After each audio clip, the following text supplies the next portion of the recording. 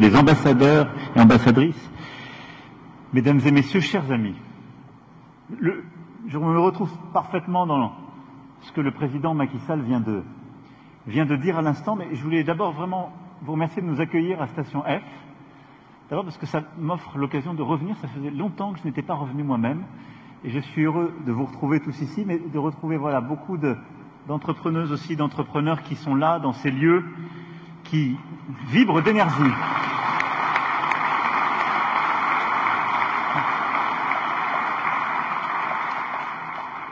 Je le dis aussi, cher Président, parce que dans ce lieu qui est la plus grande pépinière de start-up du monde, où il y a des programmes qui sont lancés, c'est véritablement le monde entier qui vient pour développer des activités à Paris. Et au moment où il se peut que vous entendiez des musiques qui vous signifieraient que la France voudrait se refermer et qu'elle préférerait finalement s'en sortir avec ses seuls talents, elle veut les former, les faire exceller, les faire réussir chez elle et à travers le monde, je veux aussi vous dire qu'on continue à être très fiers d'accueillir des talents du monde entier pour créer dans tous les domaines.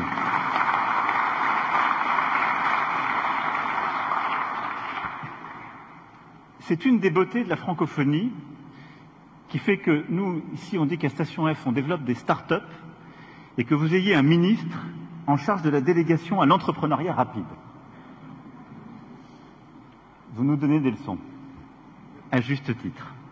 Mais au fond, à la veille de notre sommet Union africaine, Union européenne, je voulais vraiment remercier l'ensemble de celles et ceux qui ont travaillé à vos côtés aujourd'hui et dont vous avez rapporté les travaux et qui vont nous permettre de nourrir l'agenda que nous avons quand même bâti ensemble depuis plusieurs années pour préparer ce sommet de demain et d'après-demain qui, pour moi, doit ouvrir une nouvelle ère.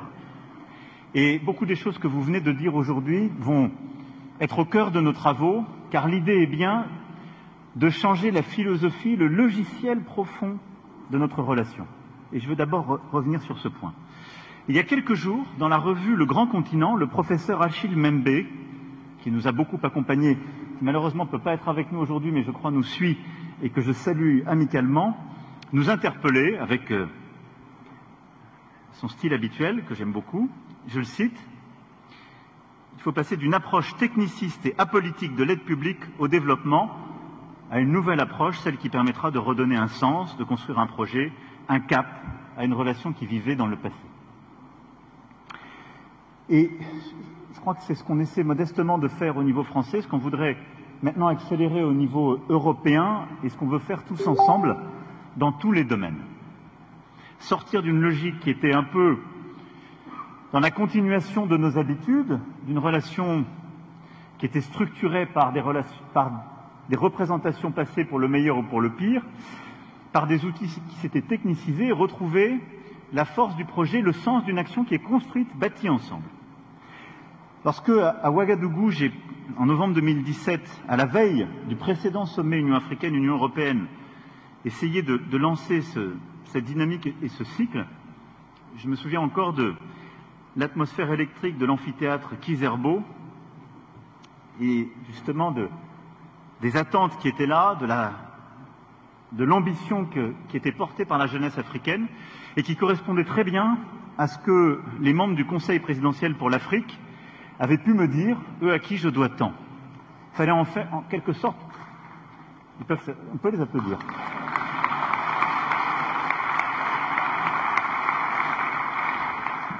Mais dans un continent qui est si jeune, pourquoi nous entêter à utiliser des mots qui étaient connotés par le passé, à rester enfermés dans des catégories, et au fond à garder les mêmes catégories de regard et à ne pas crever les abcès qui existaient.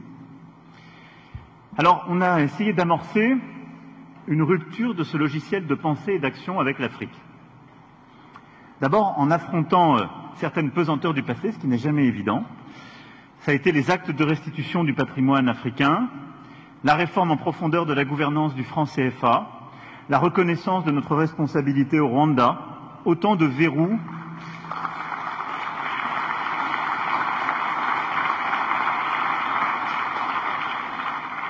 qui bloquaient l'émergence d'un nouvel imaginaire. Et ces engagements, ensuite, nous les avons tenus scrupuleusement parfois au prix de débats internes difficiles, car ils venaient bousculer des partis pris, et il nous fallait, en Afrique comme en Europe, nous confronter à ces derniers. Et nous l'avons fait parce que nous étions convaincus que ces gestes étaient justes, nécessaires et urgents. Et au fond, que ces gestes n'enlevaient rien à personne. Simplement, ils nous redonnaient la possibilité de bâtir quelque chose ensemble et de regarder l'avenir. Et je suis très fier, et je veux ici remercier l'ensemble des équipes qui l'ont fait, et les parlementaires aussi, qui ont beaucoup travaillé. Je suis fier qu'ils aient été conclus par une belle unanimité au travers du vote de notre représentation nationale sur la restitution au Sénégal du sabre El Hadj Omar Tall, et au Bénin des 26 œuvres du trésor d'Abomey.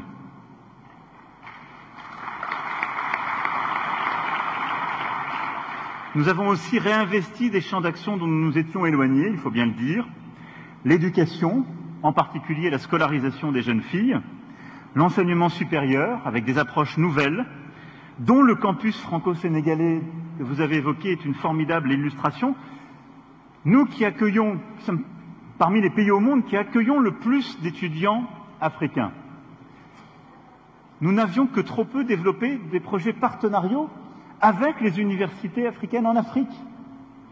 Et on a ensemble revisité en quelque sorte ce dogme qui consistait au fond à dire à la jeunesse africaine qui voulait accéder aux études supérieures, nous avons des projets pour vous, ils sont en Europe.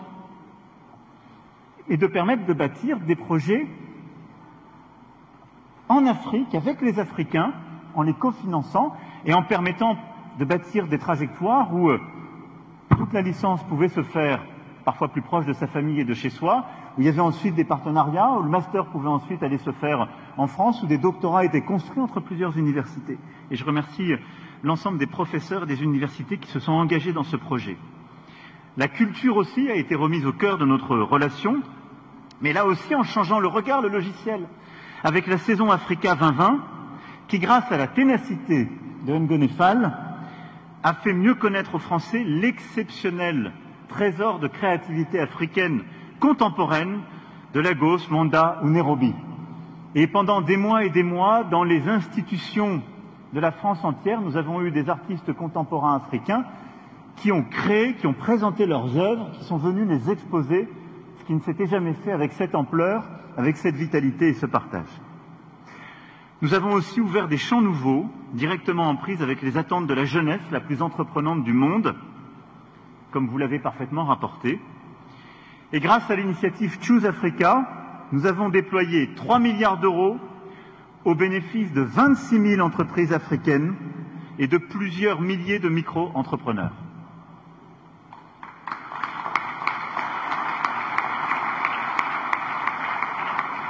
Et je veux remercier le ministre Franck Riester qui a lancé ce matin la communauté des entrepreneurs de France et d'Afrique qui va prolonger cette dynamique de l'agriculture aux industries culturelles et créatives pour donner justement cette impulsion. Je veux aussi remercier les équipes de Digital Africa. Nous avions lancé Digital Africa dès le discours de Ouagadougou. On a eu des moments difficiles, autant se dire les choses franchement, qui étaient liés à la gouvernance aussi, parfois à des malentendus qui se sont installés, donc on a eu des ratés. On a appris de ces ratés, et comme on dit dans le langage, on a pivoté le modèle, et on a rebâti grâce à la force, à l'énergie des équipes qui ont eu cette intelligence. Et dans les semaines qui viennent, le fonds d'amorçage donc sera déployé au bénéfice des projets d'innovation des start-up africaines, mais aussi des projets financés avec nos partenaires européens. Vous pouvez les applaudir parce qu'ils ont fait un travail formidable. Et puis dans la réinvention de cette nouvelle alliance, on a été aussi chercher des domaines qu'on laissait un peu de côté. Et je le dis après la victoire éclatante des Lions de la Teranga, cher Président,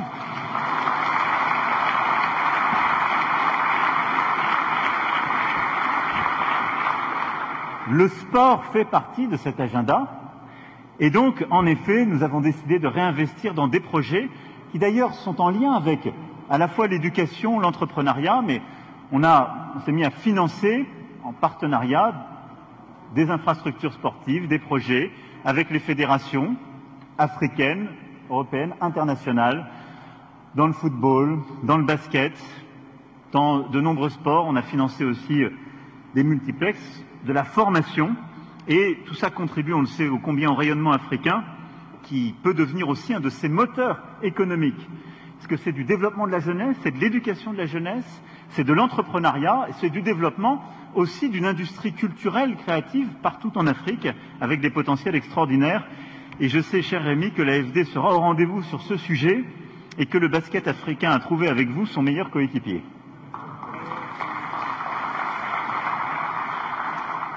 Et dans tous ces domaines, nous avons essayé aussi de réinventer la relation en donnant une place nouvelle à nos diasporas et à nos binationaux. Et c'est là où je dis que c'est une conversion du regard dans la méthode. Et je veux ici saluer le travail de la ministre Moreno, son implication.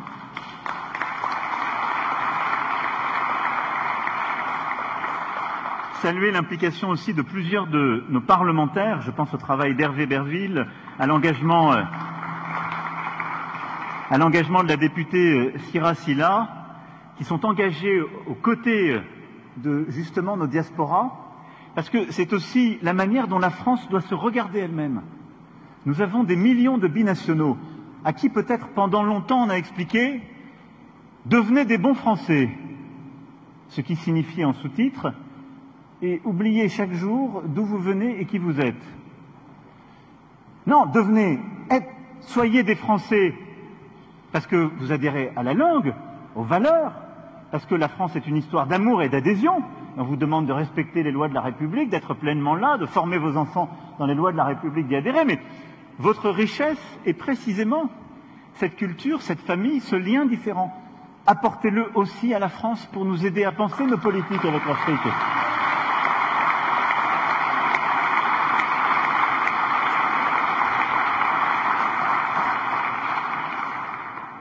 Tout ça pour vous dire que depuis 5 ans, nous avons, je crois, commencé progressivement à convertir les regards, changer les pratiques, transformer notre approche ensemble, avec des partenariats rebâtis. Et nous avons commencé à transformer en profondeur aussi nos modes de faire. Nous avons cessé de faire pour désormais faire ensemble. Et ceci à chaque étape importante. C'est le sens des batailles que nous avons menées. Par exemple, chez vous, cher Président, pour le partenariat mondial pour l'éducation. Nous avons ensemble présidé la reconstitution du fonds, obtenu des résultats pour nous battre pour l'éducation des jeunes filles en Afrique. Le G7 de Biarritz, nous n'avons pas simplement invité à la dernière demi-heure les États africains, on a bâti ensemble l'agenda. Les Sherpas étaient là depuis le début et les États africains ont été là tout le long. Aux Nations Unies aussi. Et face au choc de la pandémie et de la Covid-19, nous avons construit une réponse en alliés, de manière inédite. Et je me souviens encore de nos visioconférences et de nos échanges en mars et avril 2020, où l'initiative ACTA a été une initiative entre l'Union africaine et son bureau, l'Union européenne, et nous avons ensuite convaincu les membres du G20 d'endosser ce travail. Et nous avons ainsi bâti un agenda inédit, sanitaire et économique. Et je veux remercier toutes celles et ceux qui ont participé, et en particulier Chrysoula, notre parlementaire européenne, qui s'est battue dès le début à nos côtés et qui joue un rôle tout particulier pour ACTA aujourd'hui. Et c'est de la même manière que nous avons essayé de construire la réponse économique de sortie de crise en mai dernier, lors du sommet pour les économies africaines, et j'y reviendrai, et leur financement, j'y reviendrai dans un instant.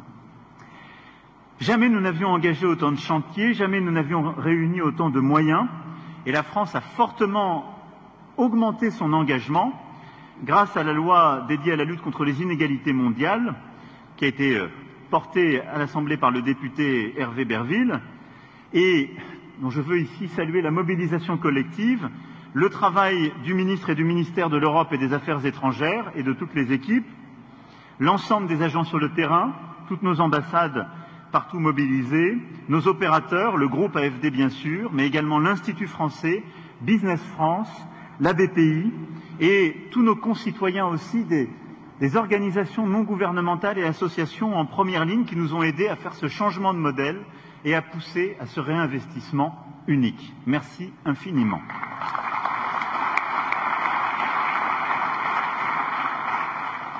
Et donc, vous le voyez, action nouvelle, changement de méthode, tout ça, maintenant, il nous faut le traduire à l'échelle du continent et bâtir une alliance entre l'Afrique et l'Europe nouvelle. Et c'est pour moi l'objectif de notre sommet de demain et d'après-demain, c'est-à-dire réussir à faire cette conversion dans la méthode, retrouver des dispositifs plus efficaces, cette culture du projet, du respect, du partenariat d'égal à égal et du faire avec les autres. Et je suis, moi, convaincu que nous arriverons à retrouver le sel de ce que nous exprimons aujourd'hui et ce point de connexion entre les deux continents. Et je voudrais terminer avec quelques mots pour aller plus loin et essayer de, sur la base de ce que vous avez dit à l'instant, sur 2-3 points, c'est de dire comment je vois les choses. En effet, à Montpellier, le 8 octobre dernier, nous avions décidé, dans la poursuite de ces travaux et de ce changement profond, d'avoir un sommet un peu inédit entre l'Afrique et la France, qui était un sommet, non pas avec les chefs d'État et de gouvernement, mais avec la société civile. Alors ça a un peu bousculé tout le monde. Ça a contrarié parfois les chefs d'État qui ont dit « vous invitez des opposants, la jeunesse, cette jeunesse agitée qu'on évoquait tout à l'heure avec le ministre en plaisantant ». Ça a parfois bousculé nos habitudes, parce que des gens disent, ils interpellent le président de la République française, des ministres, ils viennent dire les choses. Moi, j'ai été très directement interpellé, je vous rassure, mais j'ai trouvé ça formidable, parce que ça libérait énormément de choses qui étaient parfois des non-dits. Et il y a une forme de catharsis collective qui s'est faite lors de Montpellier. Et ce format direct a permis, je crois, je l'espère en tout cas, de bâtir une forme de confiance dont nous devons tous ensemble sortir plus forts et plus grands. Il y a eu quelques éléments qui ont été dits. Le premier, les mots. Employer les mots justes. À Montpellier, j'ai été interpellé sur les mots qui blessent, les mots qui pèsent. Et on nous a reproché les mots d'aide et le mot de développement. Alors j'ai dit, nous, on a maintenant parlé de finances en commun, on parle d'investissement solidaire, mais très clairement, j'ai senti que l'aide au développement, ça ne passait plus. Et que la jeunesse africaine disait, mais nous, on ne veut pas d'aide, et on n'a pas besoin d'être développé. Et je comprends. Je le disais, pour nous, ces mots qui étaient synonymes de solidarité, de fraternité, on a alors perçu qu'ils étaient vus comme surplomb, arrogance. Alors, en réponse à cela, l'Agence française de développement a engagé un large processus de consultation. Il y paraît.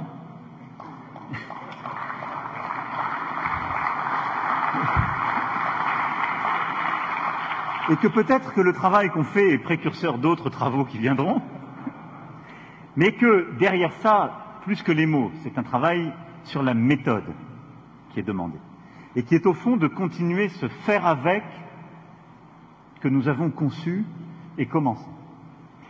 Le deuxième élément, on a été interpellé sur les questions de défense. Ça, on en parlera ensemble, et j'aurai à m'exprimer demain, mais j'ai entendu ce qui m'était dit par la jeunesse africaine. Troisième élément, on nous a interpellés sur les questions de financement. Et là, je voudrais dire quelques mots en réponse à ce que vous avez dit, ce qui a été travaillé par les équipes et ce que le président a dit tout à l'heure. Nous sommes à un moment absolument clé pour l'Afrique, parce que l'Afrique est en train de sortir, je l'espère comme nous tous, de cette pandémie, mais dans une situation très différente. Le choc sanitaire n'a pas été tout à fait le même, sauf que, parce que l'Afrique est plus jeune, parce que c'est moins mesuré, parce que les opinions publiques ne sont pas forcément aussi sensibles, mais nous avons vu à ce moment-là les limites de notre solidarité collective quand il y avait urgence, les insuffisances de la production en Afrique de vaccins, et ça on va essayer de le régler lors du sommet, mais on a commencé ensemble au printemps dernier, et on a vu surtout qu'on avait trop collectivement abandonné le soutien au système de santé primaire dans beaucoup de pays d'Afrique. Et ça, on ne doit pas l'oublier en sortie de crise. Mais surtout, c'est un choc économique et financier inégalé pour le continent africain, ce Covid. Parce qu'il a conduit à fermer des sociétés très jeunes qui ont besoin de communiquer au sein du continent avec le reste du monde et d'être ouvertes. Les chiffres sont toujours à revoir, mais il y a quelques mois encore, la Banque mondiale donnait le chiffre d'au moins 300 milliards de dollars sur la période 2020-2025 de besoins de financement supplémentaires de sortie de crise. 300 milliards de dollars. C'est sans doute davantage, si on est honnête avec nous-mêmes. Et cela même dans une période où on demande au continent africain d'aller plus vite sur la transition énergétique et climatique, et où le continent africain a, lui, à vivre une transition démographique inédite, parce qu'il a cette jeunesse qui est une opportunité extraordinaire, mais qui suppose d'investir beaucoup plus dans l'éducation et dans la formation continue et dans la création d'opportunités économiques. C'est un défi qu'aucune autre région n'a à vivre avec cette force. Donc en effet, ce qu'on a décidé de faire en mai dernier, c'est de dire on endosse l'émission de droits de tirage spéciaux du Fonds monétaire international, 650 milliards. Formidable. Si on applique nos clés de répartition, ça veut dire 33 milliards pour l'Afrique. On est loin. Nous avons pris l'engagement de dire on va réallouer nos droits jusqu'à 20% pour obtenir 100 milliards pour l'Afrique. Nous devons absolument finaliser la part d'efforts européens dans les 2 prochains jours. La France va confirmer officiellement sa réallocation de 20% et nous allons mettre la pression sur tous les collègues.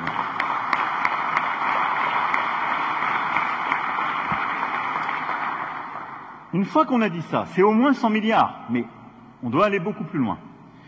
Notre deuxième objectif, pardon, il semble un peu technique, mais c'est d'utiliser cet argent pour qu'il puisse aller vers les banques régionales de développement, pour que cela fasse levier. Et donc on doit trouver le chemin technique dans les 48 heures qui viennent. Je le sais qu'on y arrivera, avec la Banque centrale européenne, avec nos banques régionales de développement, et je salue la BERD et la BEI ici présentes, avec aussi le FMI et sa capacité d'innovation pour trouver les bons chemins. Et puis après, vous l'avez dit, Président, vous l'avez dit, Monsieur le Ministre, il faut que ça arrive sur le terrain. Et au fond, je voudrais juste qualifier 2 catégories d'investissement avec des règles très différentes, mais c'est notre défi pour les prochaines années. Nous allons devoir accélérer très fortement sur les grandes infrastructures solidaires et durables. Ça, l'objectif qu'on doit se donner avec le sommet Union africaine-Union européenne, je crois qu'on y arrivera, je l'espère, on va se battre, c'est d'avoir une liste de très grands projets qui correspondent à ce que vous avez cité, écrite en dur, pas des mots, des projets, sur lesquels l'Europe va s'engager pour avoir des grands projets d'infrastructures, de construction, de systèmes énergétiques, et pour accompagner concrètement. Donc ça, c'est l'investissement, infrastructure durable, où on mobilise justement ces canaux de financement et où on aide des États, des régions, des communautés, parfois des villes, à bâtir ce dont elles ont besoin pour le transport urbain, pour permettre justement le déploiement d'énergies renouvelables, pour permettre de l'assainissement d'eau, pour permettre des projets de ce type qui sont très chers, où il faut un cadre, où il faut des maturités assez longues. Et donc là, nous allons avancer.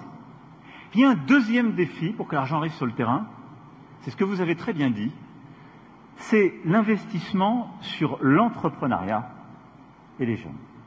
La SFI joue un rôle extraordinaire en la matière. On a mobilisé et lancé cette initiative pour l'entrepreneuriat africain en mai dernier, et donc on va continuer et renforcer. Mais le défi, et tous les entrepreneurs qui sont là le savent, quel est-il? C'est qu'on parle à chaque fois de projets qui sont relativement, par définition, réduits. Donc ils sont portés par des gens qui ne sont pas connus par les systèmes. Ils sont portés par des gens qui, par définition, ne sont pas dans des grandes entreprises. Par des gens qui prennent des risques, qui donc parfois ont déjà échoué. Ou pour lesquels ce sont parfois les premiers projets. Ils sortent en effet de l'économie informelle. Ils n'ont pas de solidité financière derrière eux. Ils n'ont pas de réseau relationnel. C'est déjà très très dur dans les économies très développées, très riches comme la nôtre. C'est pour ça d'ailleurs qu'on a mis beaucoup de temps à aider cet entrepreneuriat et notre système est encore imparfait. C'est extrêmement difficile dans les économies qui sont pays pauvres ou pays en voie de développement. Et le défi qui est le nôtre, c'est que nous avons construit des infrastructures financières qui sont faites pour les grands projets ou les projets étatiques. Mais il nous faut trouver les capteurs de projets sur le terrain et la manière de soutenir des projets dont la nature de risque et de financement est très différente. C'est ça le défi qui est nôtre. C'est aussi un défi organisationnel.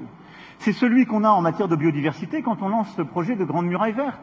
La Grande Muraille Verte, dans 13 pays, ce sont des dizaines de milliers de petits projets agricoles. Et donc, le défi qui est le nôtre, c'est de savoir comment l'entrepreneuse ou l'entrepreneur qui a un projet agricole, qui a un projet de start-up dans le numérique, qui a un projet d'éducation ou autre, un projet artisanal, va trouver les milliards d'euros qu'on a annoncés dans un bureau à Abidjan, à Dakar, à Bruxelles ou à Paris, qui sont structurés par des canaux qui ne le connaissent pas forcément et qui ne connaissent que des acteurs institutionnels. C'est pourquoi on a besoin d'initiatives comme la vôtre, comme votre délégation générale, et c'est pour ça qu'on a besoin de plusieurs types d'innovation. Premièrement, innovation organisationnelle sur le terrain.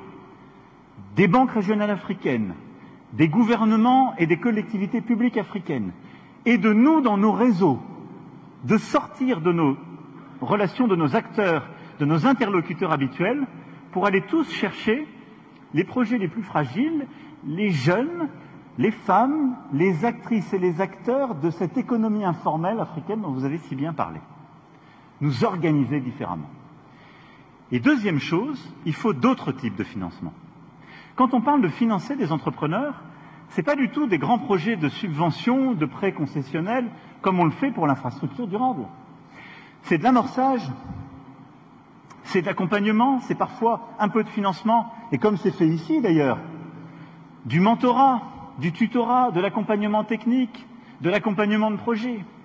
Ça va être également la capacité à avoir des réseaux et rentrer dans du relationnel. Donc c'est très différent. Et surtout, ça n'est pas que du financement public.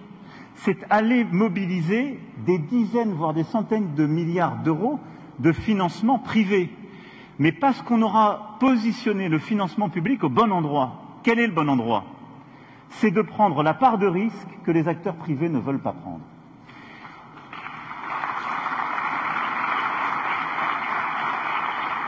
Et je veux insister sur ce point parce que sinon il sera la source de malentendus à venir. Nous, les chefs d'État et de gouvernement, on adore dire qu'on va mettre X milliards. Évidemment, parce qu'on dit qu'on est très ambitieux, on compare nos milliards. Mais c'est beaucoup plus important que l'argent arrive chez vous. C'est pour ça qu'il vaut mieux présenter des projets. On le disait tout à l'heure en présentant, moi j'ai, dans beaucoup de pays, vendu des écoles 42 auxquelles je ne peux rien. Elles ne sont pas faites par moi, elles sont faites par des entrepreneurs, et je le dis ici avec beaucoup d'amitié, mais parce que quand c'est rentable, les entrepreneurs peuvent le faire. Et nous, on a simplement besoin d'apporter l'accompagnement ou l'amorçage. C'est cette logique qu'il nous faut trouver sur beaucoup de projets de financement de l'entrepreneuriat sur le continent africain. Et donc, il nous faut construire dans différents secteurs avec vous des fonds garantis, des fonds qui vont couvrir les premières pertes. Et il faut en quelque sorte, dans certains cas, couvrir la part de risque pays, qui est le différentiel entre tel État africain et tel État européen, et couvrir la part de risque que le secteur donc privé ne veut pas prendre. Mais pas plus. Et vous verrez qu'après, on arrivera à mobiliser énormément d'acteurs institutionnels. Pourquoi? Parce que moi, je regarde les asset managers, les fonds du monde entier. Nous sommes à un moment de l'économie mondiale où il n'y a jamais eu autant de liquidités de financement privé.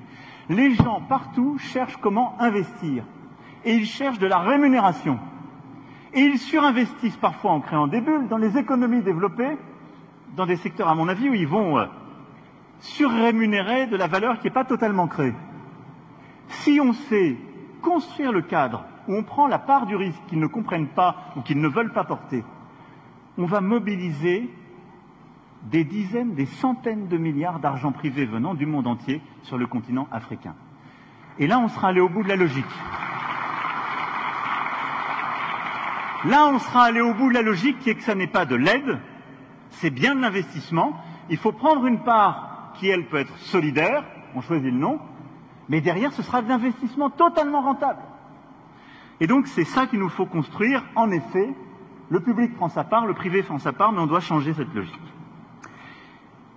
Dernier mot et quatrième remarque dans cette suite que je voulais évoquer, c'est notre posture, notre positionnement. Longtemps, la France a pu soutenir des régimes au pouvoir ou des ambitions individuelles. Longtemps, notre défense de la démocratie se réduisait à soutenir aussi des processus électoraux qui ont achevé de discréditer un modèle qui n'apportait pas les améliorations espérées par les populations. C'est un défi d'ailleurs pour tous les Occidentaux en Afrique. C'est un défi en particulier pour la France en raison de son passé colonial. Et je crois que c'est en train de devenir un défi pour l'Afrique elle-même. Mais au fond, on reprochait parfois un peu tout et son contraire à la France. C'est-à-dire qu'on lui disait, dès que la France parlait de démocratie, vous n'avez pas à nous donner des leçons de démocratie depuis votre pays, sur le nombre de mandats et autres. Et dès que la France venait soutenir un régime tel ou tel qui n'avait pas respecté tous les standards, on disait, vous, bien beau, vous venez soutenir des régimes qui ne sont pas démocratiques. On perdait à tous les coups. Ça peut arriver encore, je vous rassure. Donc c'est une question très difficile. Pourquoi? D'abord parce que les démocraties vivent une crise. Et elles le vivent en Occident. Il faut être lucide. Ensuite, parce que le système démocratique est en train, sur le plan universel, de vivre lui aussi une crise. C'est qu'on voit bien que nous avons des puissances autoritaires qui se développent économiquement, d'autres puissances autoritaires régionales qui sont en train d'installer ce qu'on appelle aujourd'hui un narratif, un récit, en considérant consistant à dire que la démocratie, c'est un ensemble de valeurs à vocation régionale. Mais il y a peut-être d'autres modèles d'organisation politique qui peuvent prévaloir dans le monde. Moi, je pense que c'est très dangereux, cette voie. Et donc, du coup, l'Afrique va être un théâtre d'influence sur ce sujet dans les années à venir. Je vous le dis en toute franchise. C'est-à-dire qu'il va y avoir des gens qui iront voir les putschistes ou les régimes autoritaires en leur disant « N'écoutez plus les donneurs de leçons, j'arrive, j'ai mes solutions de financement, je vais vous aider, vous allez réussir. Ayons l'autoritarisme heureux. » Peut-être que ça marchera d'ailleurs, et ça va essayer de convaincre des gens. Et d'autres gens iront vous dire « Regardez ces démocraties qui vivent des crises, c'est compliqué. » Et donc, vous allez avoir, et je le dis devant un ami dans un pays démocratique qui a vécu des alternances, le président Macky Sall est le fruit d'une alternance politique. Je pense que les années et les décennies à venir seront fondamentales à cet égard. Je pense que la solution n'est pas du tout dans une autre région qu'en Afrique. Mais je pense que nous avons tous à essayer de continuer à bâtir, à réinventer nos pratiques démocratiques. Et au fond, qu'est-ce que c'est de savoir comment le peuple, sous des processus et des formes qu'il se donne, décide pour lui-même de son avenir en respectant toutes ses composantes et ses parties prenantes. Et se donne des règles, des rites, qui font que on peut décider, toutes les parties étant respectées, y compris lorsque elles ne sont pas majoritaires, et qu'il y a des moments réguliers qui peuvent permettre des alternances et donc des changements, et que c'est le peuple, par ses truchements, qui se dote de ses lois, de ses règles, et qui choisit son destin. On voit bien que nous aurons beaucoup de pratiques à réinventer, partout, en France aussi, je le dis avec beaucoup d'humilité. Mais l'Afrique, ce sera un sujet immense, surtout dans un continent où la jeunesse a un tel besoin de participer à son avenir, et où cette jeunesse, qui est une première dans l'histoire de l'humanité, elle est connectée au reste du monde. Donc elle sait ce qui se fait ailleurs, elle sait ce à quoi elle a le droit, elle sait ce qu'elle peut prétendre, elle sait ce que sa voix apporte. La contribution modeste que la France entend apporter, c'est une pierre que je mets sur le chemin que nous aurons à bâtir ensemble. C'est d'essayer, sur la base des propositions qui ont été faites à Montpellier, la base du travail d'Achille Mbembe, de lancer ce fonds d'innovation pour la démocratie. Et donc, nous l'avons décidé, il sera financé. Et à Montpellier, nous avions réuni pendant une journée une centaine d'acteurs, africains et français, engagés sur les questions de citoyenneté, de démocratie locale, d'innovation sociale, de liberté d'expression. Ce sont des citoyens comme eux, c'est-à-dire des militants associatifs, des blogueurs, des entrepreneurs sociaux, des chercheurs, des intellectuels, des artistes, des acteurs de syndicats ou de partis politiques qui auront à bâtir la démocratie africaine. Et ce sont eux que le fonds permettra d'accompagner, de faire travailler ensemble et de connecter. Plus qu'un instrument de financement de projets ou un vecteur d'appui à des ambitions personnelles, ce fonds sera à la fois un laboratoire et un outil de mise en réseau inédit de ces acteurs. Et donc nous lancerons un programme pilote dans les prochaines semaines, associant les participants du sommet de Montpellier engagés sur ces questions, et ce sera le début de ce dialogue qu'on souhaiterait pouvoir nouer, et de cette pierre en tout cas que la France souhaite apporter à l'édifice, une fois dites toutes les convictions que je viens de partager avec vous. Voilà, mesdames et messieurs, chers présidents, ce que je voulais partager avec vous en vous ayant écouté un instant, et puis en essayant de redonner un peu de la cohérence sur ce qu'on fait depuis 5 ans sur ce sujet. Oui, je crois dans une nouvelle alliance entre l'Afrique et l'Europe. J'y crois parce que j'aime l'Afrique.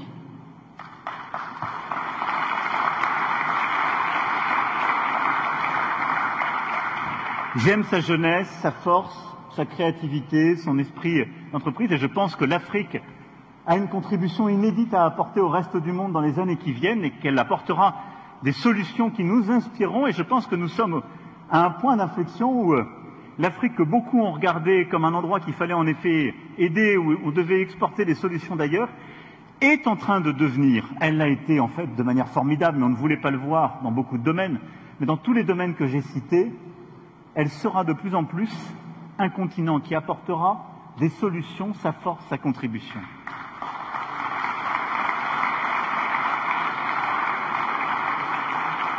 Je crois dans cette alliance parce que je pense que l'Europe du XXIe siècle ne peut pas se construire sans cette alliance et ce partenariat renouvelé avec son voisinage direct qu'est le continent africain.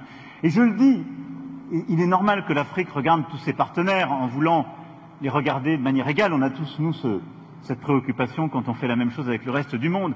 Je dis simplement, nous sommes les enfants de la mer Méditerranée. Mare Nostrum, c'est le foyer de notre civilisation. Cette mer Méditerranée, c'est le cordon ombilical entre l'Afrique et l'Europe. Et donc nous avons une relation très particulière, qu'on le veuille ou non, c'est que ces deux continents sont liés de mémoire de civilisation et ne peuvent pas construire les siècles qui viennent l'un sans l'autre. Et donc oui, l'Europe du XXIe siècle sera une Europe qui se pensera avec le continent africain. C'est une évidence. Et puis la dernière chose, c'est que quand bien même il se pourrait que des gens en doutent, en Europe ou en France, ça peut arriver,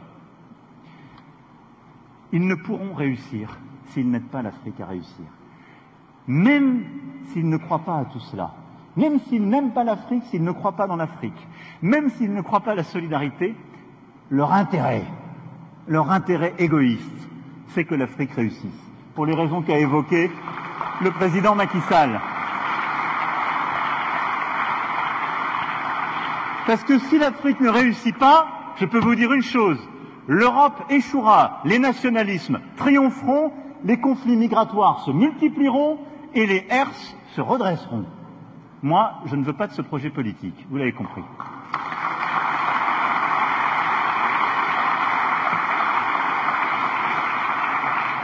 Donc pour toutes ces raisons, revisitant un slogan bien connu mais qui avait été utilisé en d'autres temps, dans d'autres contextes, There is no alternative.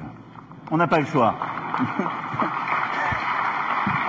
On n'a pas le choix, nous allons le faire et nous allons bâtir ensemble cette nouvelle alliance entre l'Afrique et l'Europe. Merci à tous.